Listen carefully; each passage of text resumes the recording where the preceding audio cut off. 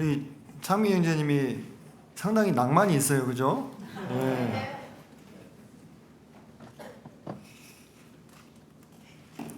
그 악기를 조금이라도 해보신 분은 아시겠지만 이 한 번의 이 특송을 위해서 보이지 않는 곳에서 얼마나 많은 시간들을 연습에 투자해야 되는가 해보신 분들은 압니다. 어떤 자매님이 저한테 오셔서 그런 얘기를 해요. 형제님, 내가 요즘에 피아노 학원을 다니고 있는데 어떻게 그렇게 치는 거예요? 안 해보면 절대 알 수 없습니다. 그죠? 근데 해보시면 알죠. 그래서 참 이곳에 서서 특성을 준비한 우리 오늘 창미 형제뿐만 아니라 모든 성도님들 참 보이지 않는 곳에서의 노력과 수고가 잘 모두어져서 주님께 영광을 돌려드리고 또 성도들에게는 기쁨을 주지 않나 이렇게 생각이 됩니다. 참 요즘에 우리 동북교회 특성이 풍성해서 감사가 되고 뭔가 그 찬양 쪽에 르네상스가 오는 거 아닌가 지금 막 자매님들이 베이스를 치질 않나 드럼을 치질 않나 지금 요즘에 장난 아닙니다. 예. 오늘 말씀은 믿을 거면 끝까지 믿읍시다 라는 벌써 아멘이 되신가요? 그냥 바로 그냥 식사해도 될 것 같은데 예, 믿을 거면 끝까지 믿읍시다라는 약간은 좀 도발적인 직설적인 이런 주제로 좀 준비를 했습니다. 하나님께서 우리에게 약속해 주신 많은 약속의 말씀들이 있습니다. 영원한 생명의 그런 말씀, 또 기도 응답, 그리고 말씀으로 인해서 변화되는 삶, 가족들의 구원, 또는 친구와 내가 사랑하는 사람들의 어떤 구원, 또는 교회의 부흥, 또는 우리 삶이 여러모로 개선되는 이런 부분들에 대해서 우리 하나님께서는 성경 말씀에 많은 약속을 우리에게 해주셨습니다. 그런데 우리 현실은 때로 이 약속들이 이루어지기까지 너무나 뭔가 동떨어져 있는 그런 느낌을 줄 때가 있습니다. 그렇게 기도했는데 변화되지 않는 남편과 아이들의 모습이라든지, 또는 참 많은 날들을 기도와 눈물 가운데 헌신 봉사했음에도 불구하고 교회의 부흥은 여전히 멀게만 느껴진다든지, 이런 상황 속에서 좌절과 포기의 유혹이 우리를 엄습합니다. 사단 마귀는 그러한 우리 내면을 놓치지 않고 각종 의심과 불만, 그리고 결정적으로는 불신의 상태로 우리를 몰아세웁니다. 이럴 때 우리 마음 가운데 이런 생각이 들 수 있습니다. 과연 하나님은 우리의 기도를 듣고 계실까? 하나님은 나에게 관심이 있으실까? 또는 하나님이 내 기도를 들어주실 수 있는 능력이 정말 있으신가? 이런 생각들이 아닌 줄 알면서도 문득 이제 우리를 찾아올 때가 있다고 하는 것이죠. 근데 이런 의구심들은 우리 앞서 하나님을 섬겼던 믿음의 선진들도 함께 사실 경험을 했었던 것입니다. 성경에 보면 아브라함이 나오죠. 아브라함의 사례를 한번 보겠습니다. 아브라함이 하란에서 갈대우를 떠나 하란을 거쳐서 가나안 땅으로 들어올 때에 하나님께서 그에게 약속을 해주셨어요. 무슨 약속을 해주셨습니까? 큰 민족을 이루게 해주겠다. 그때 아브라함이 몇 살이었냐면 75세였습니다. 75세. 그래서 그 약속을 굳게 믿고 모든 익숙했던 생활과 환경을 다 뒤로 한 채 가나안 땅으로 들어오게 되었어요. 그런데 그 뒤에 자식이 생겼습니까? 아니, 생기지 않았습니다. 75세에 그런 약속을 받았어요. 큰 민족을 이루게 해주겠다 했는데 자식을 얻지 못했습니다. 아주 오랜 세월이 흘렀죠. 그러면서 그 과정 가운데 큰 고뇌와 또 고통이 있었을 것입니다. 불임이라고 하는 것은 오늘날에도 어떻습니까? 자식을 잘 낳지 않으려는 이 분위기 속에서도 불임은 어때요? 상당한 불행이죠. 하물며 그 시대에는 결혼하면 무조건 아기는 낳는 것으로 생각하던 시대였잖아요. 아이를 못 낳으면 그게 여자에게 엄청 큰 수치가 되는 시대였습니다. 그런데 수십 년 동안 아이가 생기지 않는 거예요. 그래서 혹시 아빠가 문제가 있나 해가지고 새로운 대안을 좀 생각해서 이 하가를 붙여봤어요. 사라가. 그랬더니 어떻게 돼요? 덜컥 얘기가 생기는 거예요. 이제 문제가 누구한테 있는 거예요?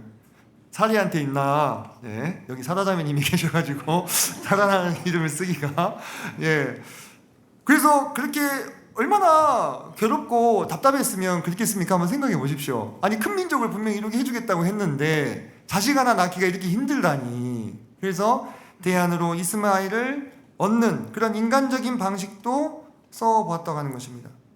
그런데 그럴 때 하나님이 아브라함을 찾아오셔서 자꾸 어떻게 하십니까? 확신의 말씀을 계속 주셔요. 이스마엘이나 너희 그 집에서 길리고 키운 그 종 다메섹 엘리에셀이 아니라 내게서 난 자라야 내 씨라 칭함을 받을 거다. 그리고 내가 너를 크게 번성하게 해주겠다. 이런 약속의 말씀들을 다시 상기시켜 주시면서 아브라함의 믿음을 이끌어 주시게 됩니다. 그리고 마침내 아브라함과 사라가 자기 태에서 생명을 얻게 되는데 그가 누굽니까? 이삭이었죠. 근데 이 이삭을 얻기까지 이삭을 몇 세에 얻었습니까? 100세에. 그럼 75세에 큰 민족을 이루게 해주겠다 하고 마침내 처음 그 민족의 시작을 이루는 처음 그 자기 아들을 얻기까지 몇 년의 세월이 걸린 것이죠? 25년의 세월이 걸린 거예요. 이 과정 가운데 아브라함은 한 번도 흔들리지 않았을까요? 그렇지 않았겠죠. 감정적으로 많은 흔들림이 있었을 것입니다.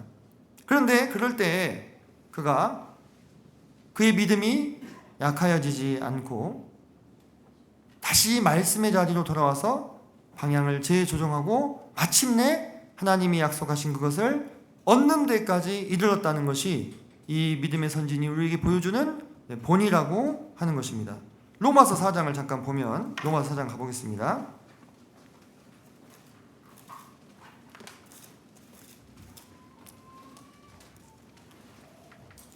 제 성경으로 신약 성경 244페이지 정도 됩니다. 로마서 4장 18절부터 몇 구절 제가 읽어드리겠습니다. 4장 18절입니다. 아브라함이 바랄 수 없는 중에 바라고 믿었으니 이는 내 후손이 이 같으리라 하신 말씀대로 많은 민족의 조상이 되게 하려 하심이라. 그가 100세나 되어 자기 몸이 죽은 것 같고 사라의 태가 죽은 것 같음을 알고도 믿음이 약하여지지 아니하고 믿음이 없어 하나님의 약속을 의심하지 않고 믿음으로 견고하여져서 하나님께 영광을 돌리며 약속하신 것을 또한 능히 이루실 줄로 확신하였으니 그러므로 그것이 그에게 의로 여겨졌느니라. 그는 자신의 몸이 죽은 것 같이 됨을 보고도 또 자기 아내의 경수가 끊어진 것을 보고도 그 믿음이 약하여지지 아니했다. 이렇게 나옵니다. 요컨대 그는 어떻게 믿은 것입니까? 끝까지 믿은 거죠. 끝까지 믿었고 그것이 하나님 앞에서 의로 여겨지게 되었다고 하는 것입니다. 여기서 우리가 좀 살펴볼 수 있는 적용점은 우리가 받은 바 우리 또한 마음 가운데 받은 바 말씀이 있으실 것입니다. 이 약속의 말씀이 이루어지기까지 우리 마음이 어떻습니까? 평안합니까 항상? 그렇지 않습니다. 그 약속이 응답되고 성취되는 그 과정까지 우리는 현실을 보면서 응답이 지연되는 그 상황 가운데서 때로 의심하기도 하고 낙심하기도 하고 어려움을 겪게 되는 것입니다. 그런데 그 마음을 계속해서 붙들어주는 것은 무엇입니까? 하나님의 말씀이었다고 하는 것입니다. 아브라함의 마음이 흔들릴 때 하나님이 계속 나타나셔서 어떻게 하셔요? 아브라함한테 내가 너에게 복주고 너를 큰 민족으로 이루게 해주고 내 자손을 하늘의 별과 같이 바다의 모래와 같이 많게 해주겠다. 계속 반복해서 계속 이렇게 말씀해 주시잖아요. 그죠? 그분이 믿음의 조상임에도 불구하고 그렇게 했다면 하물며 우리는 얼마나 더 자주 말씀으로 확증을 받아야 되겠냐 이거예요. 그분이 믿음의 조상이 되었음에도 매번 말씀을 가까이 하면서 그렇게 다시금 흔들리는 마음을 흔들리는 감정을 추스르고 나아가셨다면 우리는 더더욱 자주 말씀을 가까이 하고 듣고 묵상하고 그 주신 말씀으로 교제를 나누어야 하는 것입니다. 왜냐하면 그렇게 할 때에 하나님께서 우리에게 약속해 주신 것들에 대한 믿음이 어떻게 되는 것입니까? 다시 회복되기 때문입니다. 연약해진 우리의 믿음을 다시 돌아보고 그것을 굳건히 할 수 있기 때문입니다. 성경에는 끝까지 믿은 분들이 또 많이 나옵니다. 히브리서 11장을 보시면 11장 특별히 33절로 38절까지 지금 화면에도 이렇게 나오게 되는데요. 제가 잠깐 빠르게 읽어드리겠습니다. 33절부터 38절까지. 그들은 믿음으로 나라들을 이기기도 하며 의를 행하기도 하며 약속을 받기도 하며 사자들의 입을 막기도 하며 불의 세력을 멸하기도 하며 칼날을 피하기도 하며 연약한 가운데서 강하게 되기도 하며 전쟁에 용감하게 되어 이방 사람들의 진을 물리치기도 하며 여자들은 자기의 죽은 자들을 부활로 받아들이기도 하며 또 어떤 이들은 더 좋은 부활을 얻고자 하여 심한 고문을 받되 구차에 풀려나기를 원하지 아니하였으며 또 어떤 이들은 조롱과 채찍질뿐 아니라 결박과 옥에 갇히는 시련도 받았으며 돌로 치는 것과 톱으로 켜는 것과 시험과 칼로 죽임을 당하고 양과 염소의 가죽을 입고 유리하여 궁핍과 환난과 학대를 받았으니 이런 사람은 세상이 감당하지 못하느니라. 그들이 광야와 산과 동굴과 토굴에 유리하였느니라. 지금 이 히브리서 11장 33절로 38절에서 묘사하고 있는 이 상황은요, 그 현실이 어떻습니까? 무척이나 암담한 상황입니다. 그들이 하나님을 믿는다는, 예수님을 믿는다는 그 이유 하나만으로 사는 곳에서 쫓겨나고 재산을 빼앗기고 심지어 생명의 위협을 당하고 감옥에 갇히고 고문을 당하는 이러한 엄청난 상황에 내몰리게 되었다는 것입니다. 이런 상황 가운데서 아니 내가 하나님을 믿어서 좋은 것이 도대체 무엇이 있느냐? 내가 예수님을 믿었더니 내 삶이 전보다 더 악화되었다, 더 나쁘게 되었다 하고 그 믿음을 파산하는 것이 아니라 그들은 끝까지 믿음을 버리지 않았다는 것입니다. 그들은 하나님의 선하심과 신실하심을 끝까지 믿었어요. 그리고 그들의 믿음은 하나님을 기쁘시게 했다는 것입니다. 그들은 심지어 자기들의 목숨을 잃을 상황에서도 차라리 하나님의 말씀을 믿고 죽는 편을 택했다고 하는 것입니다. 히브리서 11장에 직접 언급되지는 않지만 대표적인 그들의 고백이 무엇이냐? 그리 아니하실지라도 우리는 끝까지 우리의 믿음을 지키겠다. 다니엘의 세 친구가 가졌던 믿음은 어떤 면에서는요, 무슨 얘기냐면 우리는 끝까지 믿다가 망하면 그냥 망하겠다 이 얘기예요. 답이 없어요. 이런 사람들은 어떻게 할 거예요? 느부갓네살이라고 하는 그때 당시 세계 최고의 권력자 앞에서 금신상에 절하면 좋거니와 하고 한 번 기회를 주잖아요. 사실 말 안 들으면 바로 뭐예요? 바로 끝장이에요. 그 절대 권력의 군주 앞에서. 근데 한 번 기회를 주거든요. 근데 거기서 우리가 이 말에 대해서 왕의 말을 더 들을 필요가 없나이다. 아주 어떤 면에서는 왕이 느끼기에는 참 상당히 무리한 대답일 수 있겠죠. 내가 생각하고 기회를 다시 주었는데 하나님께서 우리를 저 불길 가운데서 건지실 것을 믿습니다. 그리고 혹시 안 그러신다 하셔도 우리는 그냥 죽을 겁니다. 이 얘기를 하는 거예요. 그들은 자기들의 믿음을 지키기 위해서 그 세계 최고의 권력자 앞에서도 당당하게 선언을 했다고 하는 것입니다. 그러한 믿음은 세상이 감당할 수가 없는 믿음인 거예요.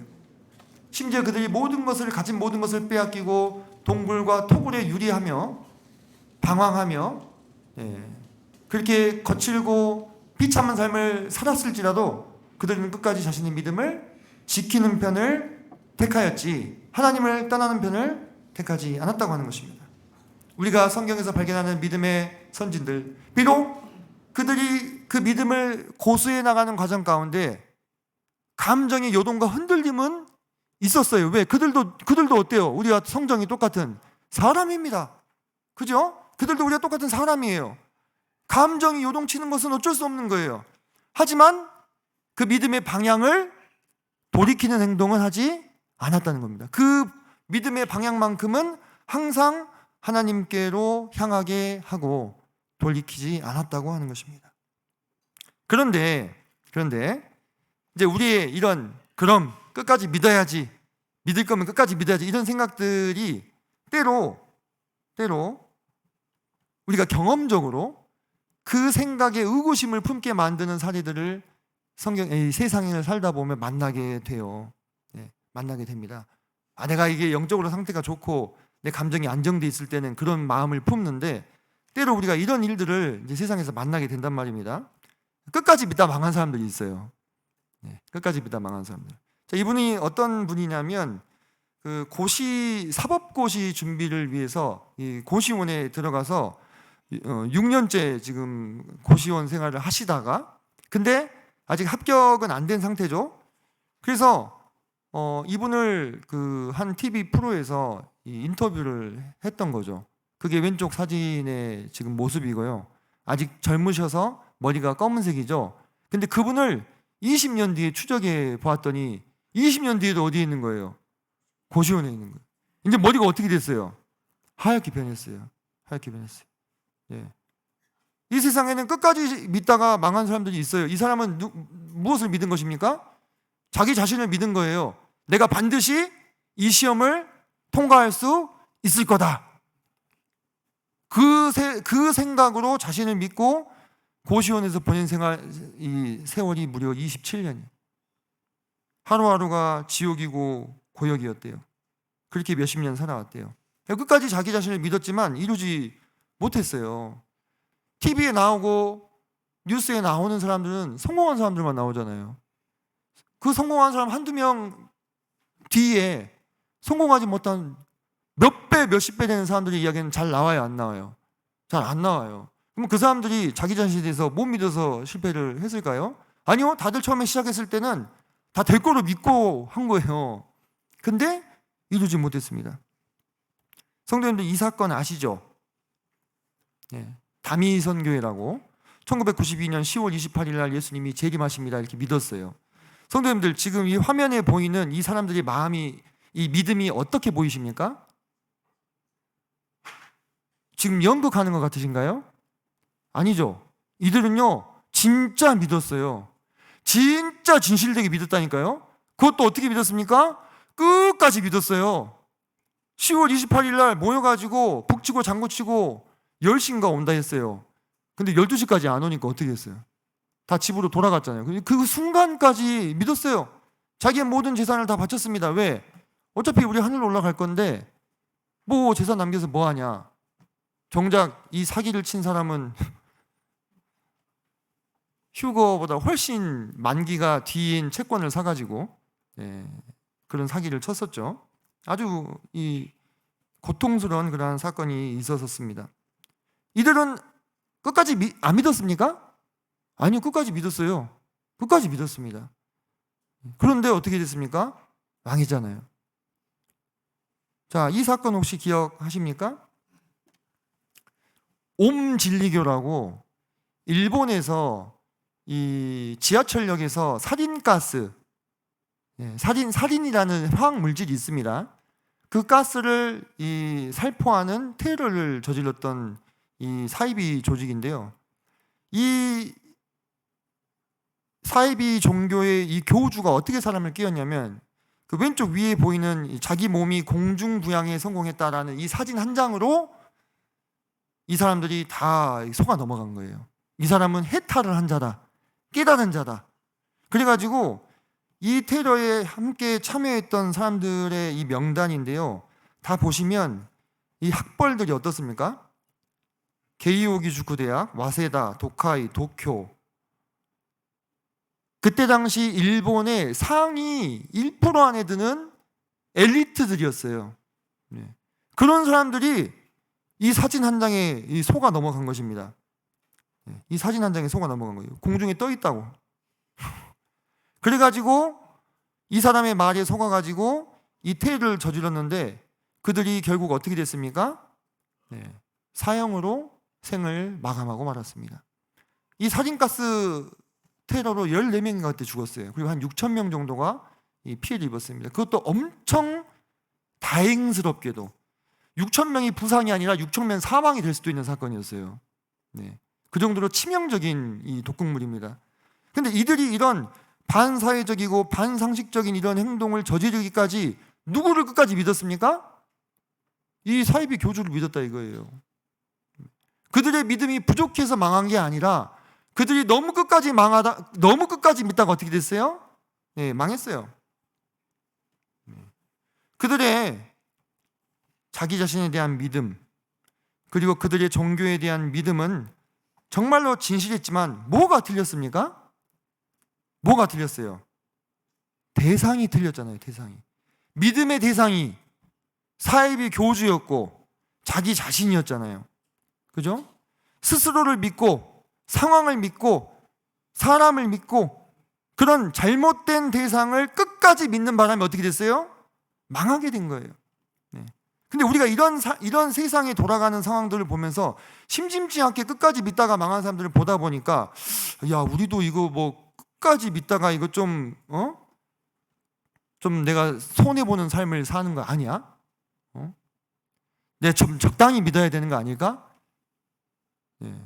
그 주변에서도 예수님 교회 적당히 나가라, 적당히 미쳐라 이런 얘기 들으니까 적당히 믿고 적당히 내 목도 좀 챙기고 이렇게 살아야 되는 게 아닌가?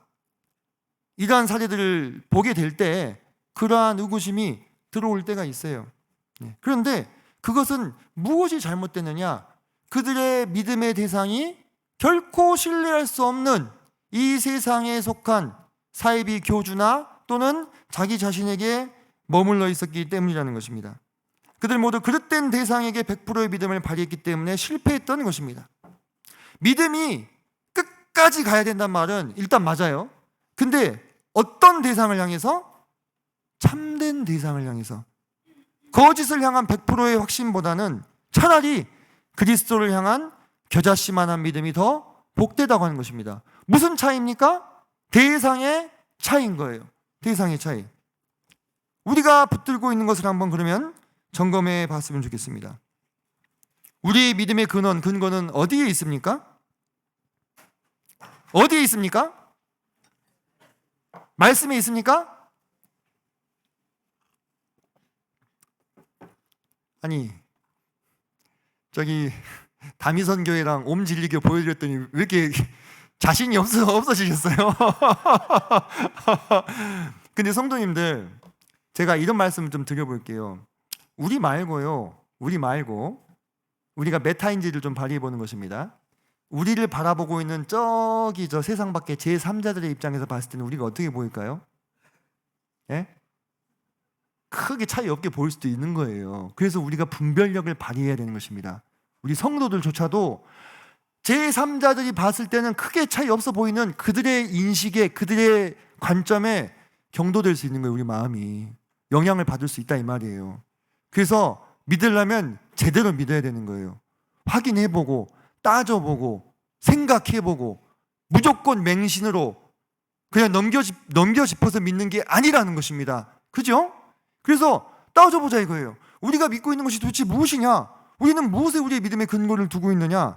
우리는 살아있고 변치 않는 하나님의 진리의 말씀 위에 우리의 믿음의 근거를 두었다고 하는 거예요. 이것이 중요한 거예요. 믿음의 대상이 무엇입니까? 살아있고 변치 않는 영원하신 하나님의 말씀에 두고 있다고 하는 것입니다. 만약에 우리가 우리의 믿음의 근거를 하나님의 말씀에 두고 있다면 우리는 어떨 수 있습니까? 끝까지 믿어볼 수 있는 거예요. 끝까지. 우리가 이런 좀 한 발짝 뒤로 떨어져 가지고 우리 모습을 한번 봐야 됩니다. 저 세상 사람들은요, 다미선교회나 옴진리교만큼 뭐 이렇게 흉악한 집단을 보지 않겠지만 거기서 하나님 믿고 있는 우리 모습도 별반 차이 없는 헛된 것을 따라가는 사람들처럼 생각할 수 있다니까요. 그럼 그런 사람들과 우리가 아주 동떨어져 사는 게 아니잖아요. 우리가 직장에서, 학교에서, 사회에서 섞여 산다 이 말입니다. 그들을 통해서 우연치 않게 그들의 관점을 들을 수 있어요. 그러면 그런가? 이런 생각이 든단 말이에요. 근데 이렇게 한번 생각해 보면요, 우리가 우리의 믿음의 근거를 확인해 보고 그 믿음을 굳건하게 할 수 있는 거예요. 한번 생각해 보는 거예요. 우리가 믿고 있다고 하는 것이 하나님의 말씀에 근거한 믿음이다. 우리는 어떤 교주를 믿는 게 아니잖아요. 어떤 유력한 카리스마 있는 어떤 사람을 따라가는 게 아니잖아요. 심지어 우리는 우리 자신을 믿는 것도 아닙니다. 그죠? 우리가 우리 자신의 말과 우리 자신의 신념과 우리 자신의 결정에 의해서 지금 하나님을 믿고 있느냐? 그렇지 않아요. 네. 그래서 우리가 만약에 하나님의 말씀을 믿고 있다면 우리는 끝까지 믿을 수 있겠구나. 우리가 끝까지 믿어도 되는 것은 오직 변치 않는 하나님의 말씀뿐이라고 하는 거예요. 성도님들, 한번 제가 질문 드려보겠습니다. 성도님, 혹시 내 인생을 다 걸고 내 삶에 이루어지기까지 혹 평생이 걸린다 할지라도 정말 이루어지기를 바라는 그 말씀 한 말씀이 여러분의 마음 가운데 있으십니까? 평생을 걸고 기도하고 또 믿으며 이루어지기를 소망하는 그 한 말씀이 성도님들 마음에 있다면 그 인생은 복된 인생인 거예요. 천지는 없어지겠으나 내 말은 사라지지 아니하겠다. 율법의 1.1획도 다 사라지지 아니하고 다 그 말씀 그대로 이루리라고 누가 말씀하셨어요? 이 세상을 창조하시고 우주를 시작하신 예수님께서, 창조주께서 그렇게 말씀하시지 않았습니까? 그러면 그 말씀이 우리 마음 가운데 있다면, 이 한 말씀이 내 마음에 있다면, 내 평생을 다 걸고서라도 이루어지기를 바라는 그 한 말씀이 내 마음에 있다면 그 성도는 복된 성도이고 복된 삶이라고 하는 것입니다. 그러므로 우리에게 필요한 것은 무엇이냐? 하나님의 말씀을 깊이 상고하고 바르게 해석해서 그 바르게 해석한 말씀의 바탕에서 믿음을 가져야 되는 거예요. 내 생각대로, 내 식대로, 내가 원하는 대로 하나님의 말씀을 잘못 분별해서 믿는 것이 아닙니다. 그것은 무엇 위에 세운 성이에요? 모래 위에 세운 성이에요. 모래 위에. 내 생각대로, 내 임의대로 모든 시한부 종말론은요, 성경을 통해서 나왔거든요. 근데 성경을 어떻게 해석했습니까? 제멋대로 해석했어요. 자기 마음대로. 잘 알지도 못했어요, 사실. 성경을 보고 그런 사기를 쳤지만, 왜? 그 날과 때와 시에 대해서는 아버지만 하신다고 했잖아요. 근데 그걸 안다고 하고 사기를 친 거예요. 그러니까는 사실 성경으로 사기를 쳤지만 잘 알지도 못했어요. 자기들이 임의대로 해석한 그 성경 말씀에 기반해서 믿음을 갖게 되었을 때 그것은 모래 위에 선 것 같은 거예요. 하나님의 말씀을 그 말씀이 말씀하고자 하는 대로 해석해서 그 바탕 위에 내 믿음을 세우게 되었을 때 그것은 우리가 우리의 인생을 다 걸고 끝까지 믿을 합당한 가치가 있는 것이라는 겁니다. 근데 오늘날에는요, 하나님의 말씀을 자의적으로 해석하는 게 너무 많아요. 성도님들, 베드로후서 3장 3절로 5절에 그런 말씀이 나옵니다. 그때도 그랬어요. 만물이 창조될 때와 같이 그대로 있다. 하나님께서, 예수님께서 다시 오시고 이 세상이 새롭게 된다고 하는 그 말씀의 약속이 언제 이루어지느냐? 만물이, 조상들이 잠든 이후로 그대로 있다, 이렇게 주장하잖아요. 네. 그들은 그 말씀이 도대체 언제 이루어지느냐 하면서 결국 자기들의 무엇을 드러낸 것입니까? 불신앙을 드러내고 만 것입니다. 그런 일은 오늘날에도 계속해서 반복되고 있습니다. 이사야서에 보면 천년왕국에 대한 말씀들이 나옵니다. 천년왕국에 대해서 뭐라고 얘기하셨느냐? 젖먹는 아이가 독사의 구멍에서 장난하며 젖된 어린아이가 독사의 굴에 손을 넣는다. 네. 그리고 이 리와 어린 양이 함께 먹을 것이며 사자가 소처럼 짚을 먹을 것이다. 이런 이야기들을 있는 그대로 받아들일 수가 없잖아요. 비현실적으로 보이잖아요. 그죠? 그래서 이걸 뭐라고 해석을 합니까? 이거는 문학적인 표현이야. 문학적인, 은유적인 표현. 수사법이야, 수사법. 그만큼 평화로운 나라가 온다는 거지. 어떻게 사자가 소처럼 짚을 먹냐? 그렇잖아요? 그렇죠? 상당히 어때요? 합리적이잖아요. 그렇게 해석을 해서 받아들인다는 거예요. 그런 평화 세상에 오지 않는다. 그리고 이 세상에 문자 그대로의 천년의 왕국이 임하는 게 아니라, 예수님이 통치하는 게 아니라 우리가 열심히 복음을 전해가지고 세상이 복음화돼서 평안해지면 그게 천년왕국이다. 이런 식으로 사람들이 조금 더 납득할 수 있는 방법으로 성경 말씀을 해석한다는 거예요. 네.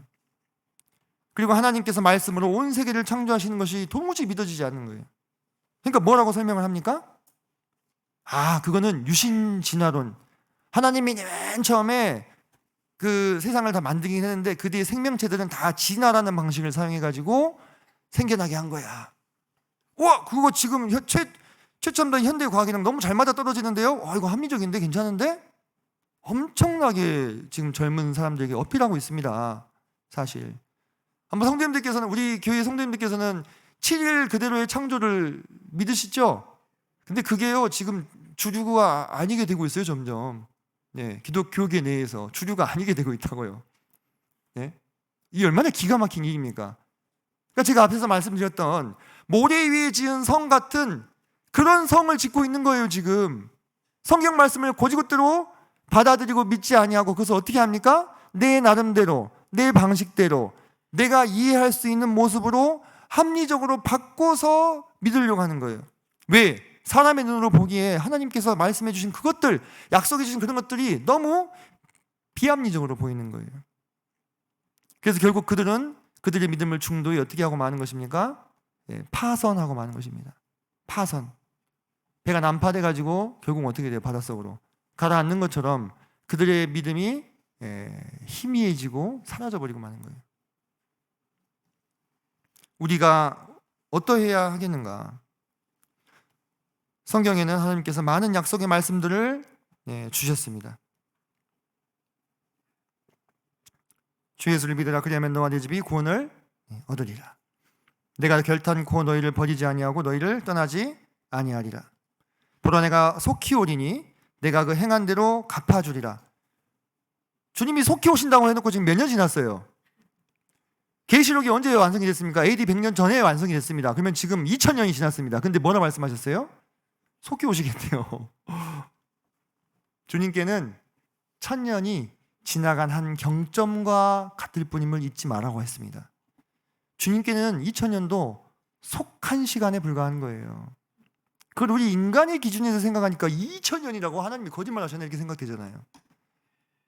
그 겁절의 시간이 지나간다 할지라도요, 주님께는 지나간 한순간의 경점뿐인 거예요. 명멸하는 하는 작은 불빛 같은 시간일 뿐입니다. 주님 약속 어기신 적 없어요. 지금 언제라도, 오늘 밤에라도 오실 수 있어요. 그렇지 않습니까? 모든 성경은 하나님의 감동으로 된 것이다. 그래서 교훈과 책망과 바르게 함과 의로 교육하기에 유익하다. 제가 교회학교를 감당할 때 붙들었던 말씀이 이 말씀입니다. 성도님들, 사람들이라기보다는 성도가 말씀으로 변화되고 성장하는 것이요, 순식간의 일입니까? 많은 시간이 걸리는 일입니까? 많은 시간이 걸리는 거예요. 교육은 본질적으로 그래요. 그래서 교육을 뭐라 얘기합니까? 백년지 대계라고 하는 거예요. 그렇게 많은 시간이 걸린다는 것입니다. 근데 우리는 뭘 원합니까? 금방금방 변화되고 금방금방 성장하고 금방금방 세워지기를 원해요. 제가 그랬어요. 우리 청년들을 바라볼 때 금방금방 세워지고 금방금방 성장하고 금방금방 견고해지기를 원했다 이 말이에요. 근데 아니더라고요. 그래서 제가 마음 가운데 말씀의 능력에 대한 의심이 들어오더라고요. 이거 진짜 말씀으로 사람이 변화되는 거 맞아? 그렇게 가르쳐놨는데 이게 안 되나? 솔직히 그런 마음이 들더라니까요. 근데 그때 제가 무슨 말씀을 붙들었겠습니까? 바로 이 말씀을 붙든 것입니다. 디모데후서 3장 16절로 17절 말씀. 모든 성경은 하나님의 감동으로 된 것으로 교훈과 책망과 바르게 함과 우리 교육하기에 유익하다 했잖아요. 그래서 하나님의 사람으로 준비되게 하며 모든 선한 일을 행하는데 구비되게 하려 함이라. 무엇을 가지고? 하나님의 말씀을 가지고. 말씀이 아니면 우리가 어떻게 삽니까? 말씀이 아니고서 어떻게 성도가 성장할 수 있겠습니까? 좋은 말 많이 듣고 덕담 많이 들으면 성장할 수 있습니까? 아니잖아요. 오직 말씀뿐이지 않습니까? 그래서 그 말씀을 붙들 수밖에 없는 거예요. 그 말씀을 믿고 갈 수밖에 없는 거예요. 약속의 말씀이니까. 요한복음 10장 28절에 내가 저에게 영생을 주노니 아무도 그들을 내게서 빼앗을 자가 없다고 약속해 주셨어요. 하나님께서 우리 성경에 약속의 말씀들을 많이 주셨습니다. 성도님들, 이 약속의 말씀들을 정말로 믿으십니까? 이럴 때는 또 대답을 좀 해주셔야 되는데. 자, 그래서 여담인데 아멘 가지고 말씀 준비 한번 하려 했다니까요. 아멘이 하도 안 돼가지고 우리 모임이. 근데 좀 쓰다 말았는데 이럴 때는 좀 대답을 해주시는 게 서로에게 유익인 것입니다. 그죠? 성도님, 이런 약속의 말씀들 정말로 믿으십니까? 예, 감사합니다. 믿으신다면요, 우리 끝까지 믿읍시다. 끝까지.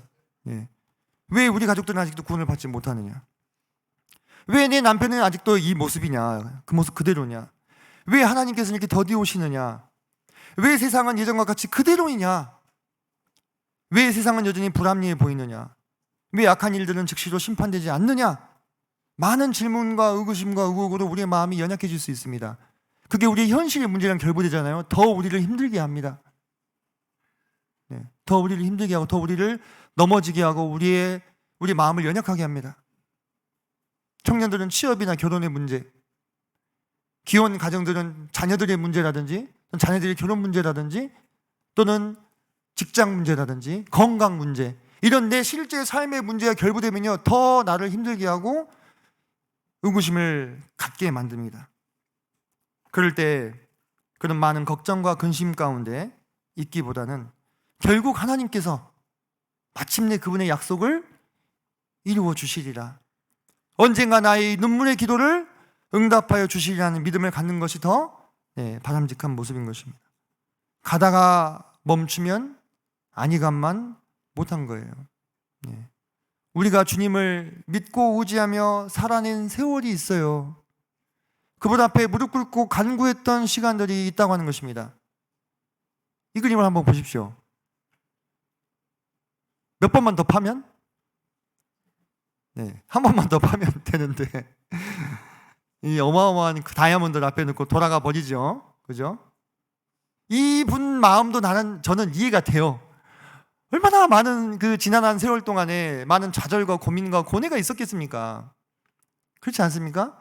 그런데요, 이분이 잘못된 정보에 의거해서 헛된 광산을 파고 있다면 그건 문제죠. 근데 명확한 정보를 가지고 여기 진짜 다이아몬드가 있다, 이게 확인이 됐으면 언제까지 파야 돼요? 나올 때까지 파야 되는 거예요. 우리가 우리의 믿음과 확신을, 그 근거를 두고 있는 것이 뭐예요? 우리는 다이아몬드가 있다고 증명된 산을 파고 있는 것입니다, 지금. 아닙니까? 그거 무너지면 우리 아무것도 없어요. 그렇죠? 그럼 언제까지 파야 됩니까? 나올 때까지 파야죠. 거의 다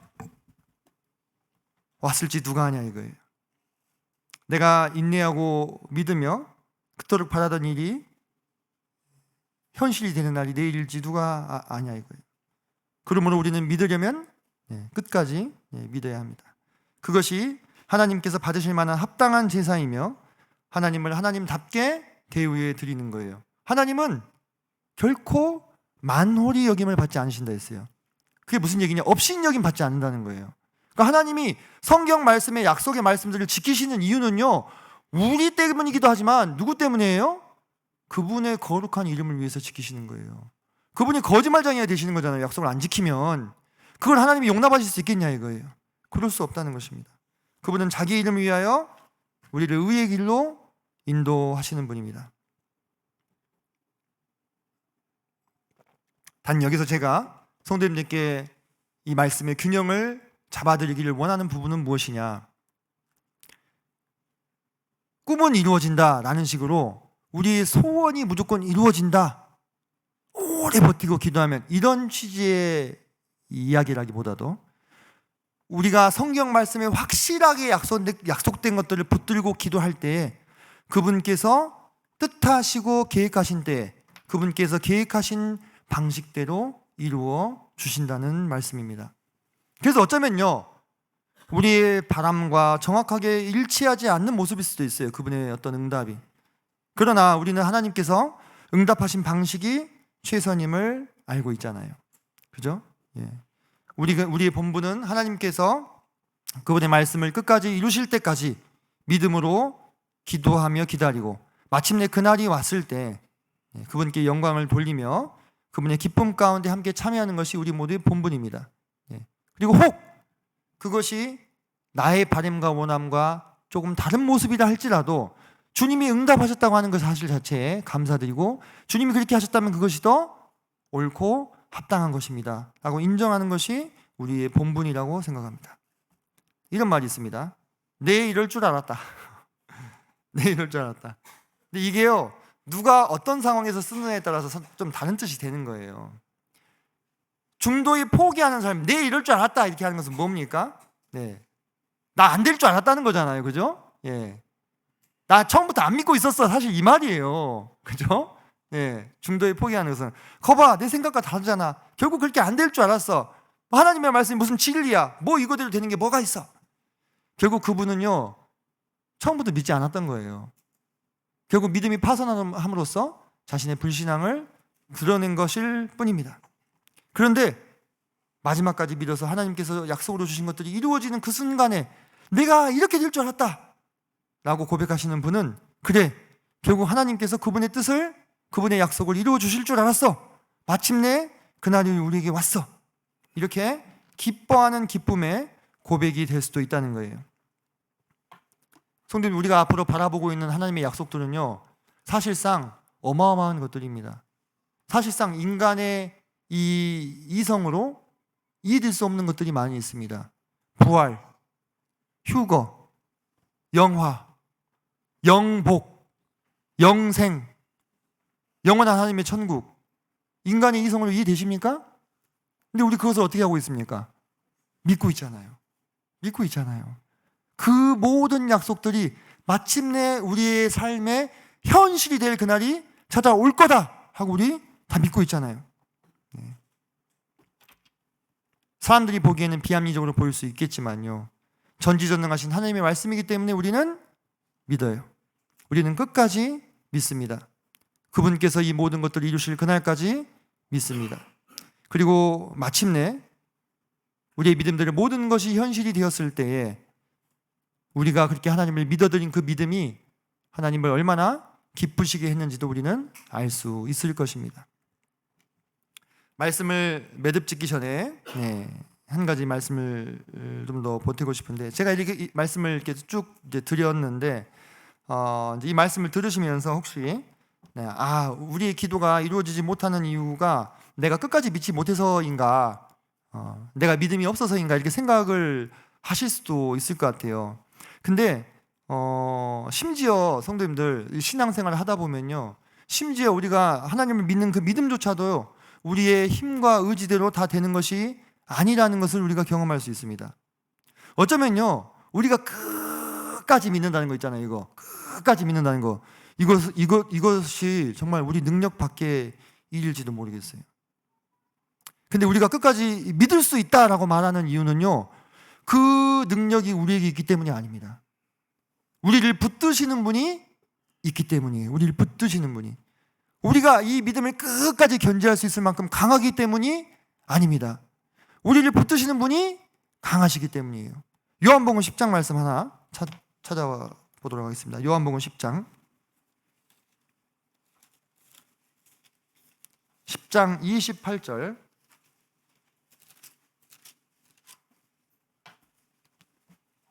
(28절) 29절 말씀을 한 목소리로 같이 읽었으면 좋겠습니다.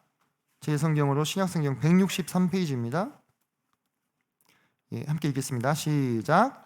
내가 그들에게 영생을 주노니 영원히 멸망하지 아니할 것이요 또 그들을 내 손에서 빼앗을 자가 없느니라. 그들을 주신 내 아버지는 만물보다 크심에 아무도 아버지 손에서 빼앗을 수 없느니라. 성도님, 여기서 그들이라는 인칭대명사가 나오는데, 이 그들 안에 누가 들어있습니까? 우리가 들어있어요. 내가 들어있습니다. 그죠? 내가 들어있어요. 이 그들 안에. 얼마나 복됩니까? 얼마나 복돼요. 영원히 멸망하지 않을 것이고 그들을 내 손에서 빼앗을 자가 없다 했습니다. 아무도 아버지 손에서 빼앗을 수 없다고 약속해 주셨습니다. 우리가 끝까지 믿을 수 있는 진짜 이유는 무엇입니까? 주님께서 우리를 붙들고 계시기 때문입니다. 아무도 그들을 내 손에서 빼앗을 수 없다. 그 어떤 것도 주님의 귀한 성도들을 주님의 손에서 빼앗을 수 없습니다. 그러므로 이 주님의 확실한 약속이 우리의 믿음을 붙들어주고 있는 것입니다. 혹시 성도님들의 믿음이 여러 가지 상황과 환경과 형편으로 인해서 약하여질 때, 내가 진짜 믿음이 부족하구나, 나 진짜 못났구나 하고 스스로를 자책하시기보다, 주님, 제게 믿음이 부족합니다, 제게 믿음을 주시옵소서 하고 기도하시기 바랍니다. 사랑하는 성도님들, 우리 믿으려면 끝까지 믿읍시다. 혹시 때때로 의심이 들거나 또는 마음이 어려울 때요, 서로에게 기도 요청을 하면 좋겠습니다. 그리고 서로 믿음의 교제를 나누면 좋겠습니다. 그런 이야기들이 오고 갈 때 믿음이 없다고 비난하지 않았으면 좋겠습니다. 내게도 그런 어두운 날이 찾아올 수 있는 거거든요.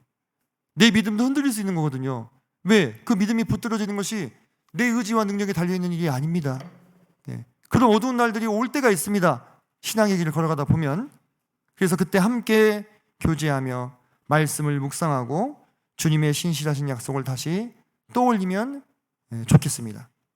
그분이 어떤 분인지를 생각하고 그분이 우리를 끝까지 버리지 않겠다고 하신 약속의 말씀을 마음 가운데 확신하고, 그래서 우리 끝까지 함께 믿었으면 좋겠습니다. 주님께서 우리의 믿음 없음을 반드시 도와주실 것입니다. 기도하고 말씀 마치겠습니다.